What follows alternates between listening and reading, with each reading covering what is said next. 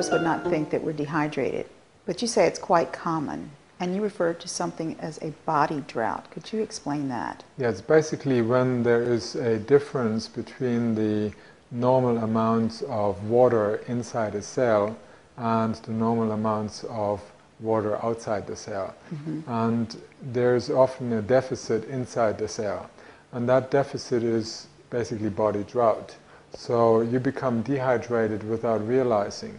You may have normal amounts of fluid around, in your body. You may even think, oh, I have too much fluid in my body. Right. Like the legs are swelling, too much lymph fluid.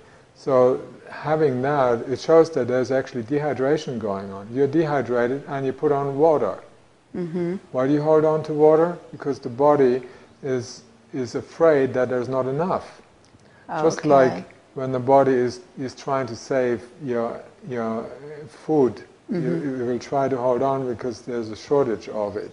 So it's like the body is trying to save and slow the metabolism, because burning too much food too fast because there's not enough coming in, it would like cause slowing your problems. metabolism. Yes. So the dehydration can be caused by a lot of things. Not drinking enough water, for example. How many people drink water? Good question. Nowadays. So you see a lot of people drinking all kinds of things, like coffee, tea, sodas. Right. All of them are dehydrators. Sports drinks. Yeah. Sport drinks. Anything that has sugar in it will dehydrate, because it is a contaminant. The body is trying to defend itself. It's an acid. So the body will defend itself. Caffeine, for example, is a nerve toxin.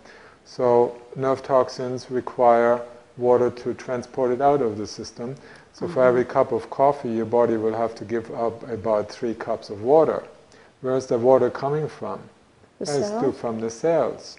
So then you're putting all that water into the blood so that it can take out the caffeine, and then the cells become dehydrated.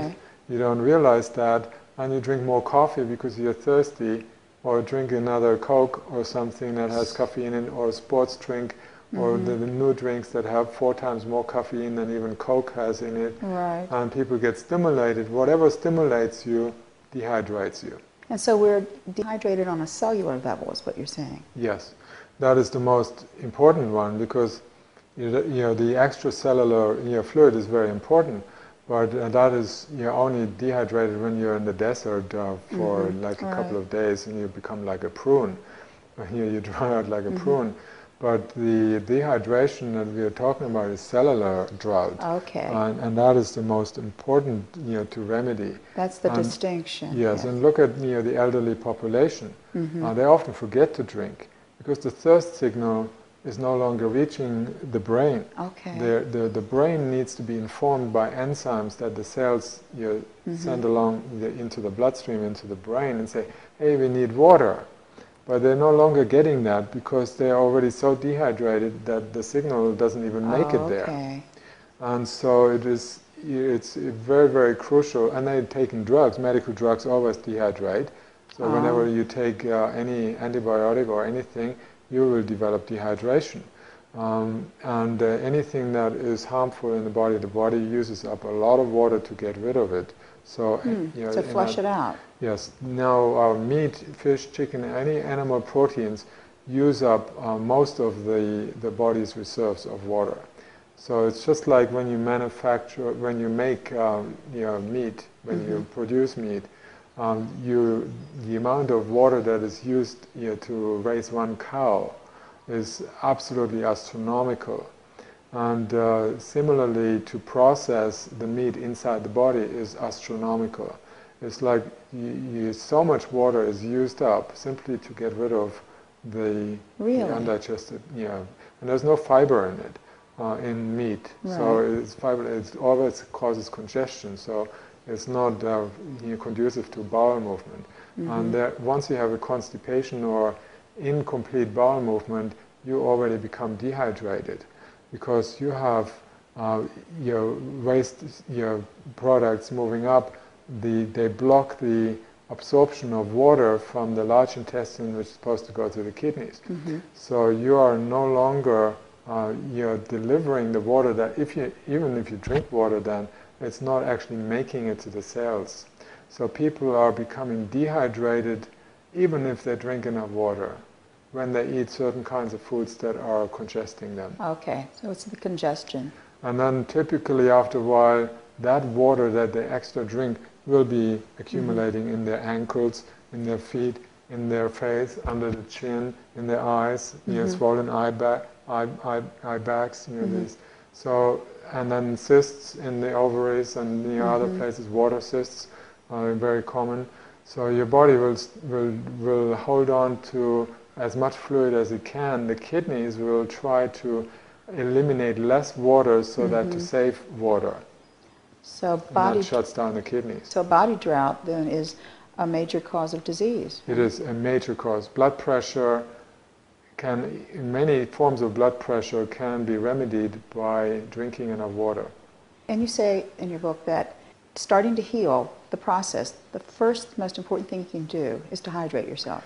Yes, without it, you don't have enough digestive secretions. You have 1.5 quarts of bile, which is mostly water, right?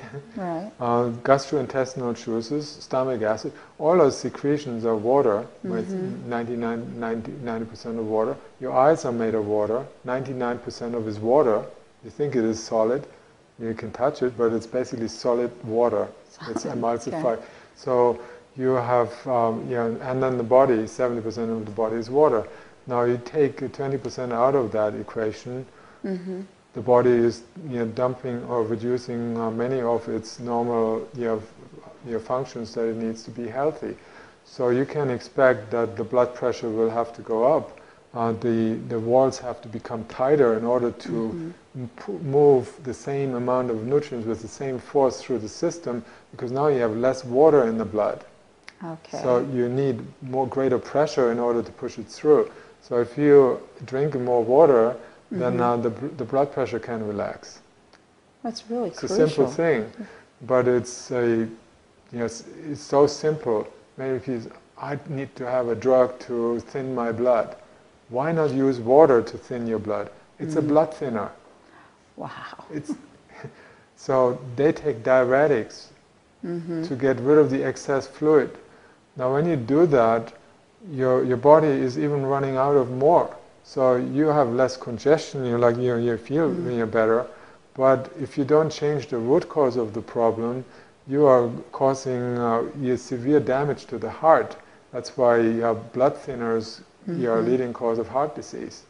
They think they prevent it. It's the opposite. There's a new study to show if you lower blood pressure artificially with drugs, you increase your risk of heart attack. But if you drink enough water, you can avert some of that. Absolutely. And the kidneys, you are very much involved with blood pressure. So if the kidneys are relaxed and they do their job and they don't have to become tight and their blood vessel walls are thin, then they are doing their normal job in keeping the fluid balance intact in the body, because they are responsible for making sure you don't have too much fluid and too little fluid.